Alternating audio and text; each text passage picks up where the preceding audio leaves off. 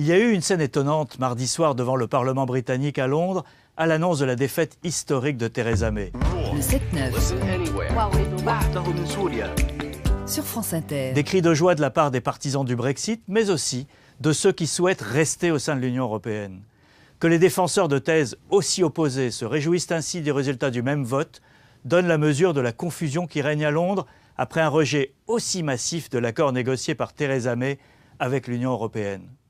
Parmi les députés de tous bords qui ont infligé à Theresa May la plus humiliante défaite parlementaire d'un Premier ministre depuis 1924, il n'y a d'entente que sur une chose, refuser cet accord. Mais certains d'entre eux veulent un nouveau référendum dans l'espoir de rester en Europe, d'autres exigent une rupture plus franche que celle que prévoit l'accord, d'autres enfin, comme le leader travailliste Jeremy Corbyn, souhaitent surtout de nouvelles élections pour prendre le pouvoir. En temps normal, un Premier ministre ainsi désavoué sur un vote aussi important aurait démissionné dès l'annonce du résultat. Mais ce ne sont pas des temps normaux au Royaume-Uni.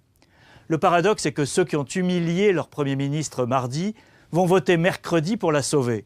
La motion de défiance déposée dès mardi soir par Jeremy Corbyn a peu de chances de passer.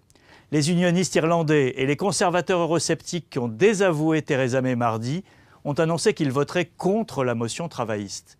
Mais la Première ministre sera une mort vivante, un chef de gouvernement incapable de faire passer quoi que ce soit devant un Parlement divisé, incapable d'obtenir de l'Europe les concessions significatives qu'espèrent les élus conservateurs, incapable enfin de proposer une vision d'avenir à son pays désuni. Le président du Conseil européen, Donald Tusk, a tweeté mardi soir 3 lignes mystérieuses. Si un accord est impossible et si personne ne veut d'une absence d'accord, qui aura le courage de dire quelle est la seule issue positive, a-t-il écrit.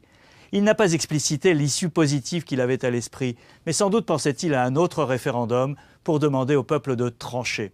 La seule certitude, c'est que la date du 29 mars a peu de chances d'être tenue. Ça semble impossible si, comme l'a fait Theresa May, elle écarte une sortie sans accord qui serait catastrophique.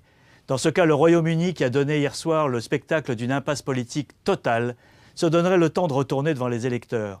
Décision difficile à prendre pour une classe politique qui devra admettre qu'elle a échoué, mais qui se révélera la seule possible dans les tout prochains jours.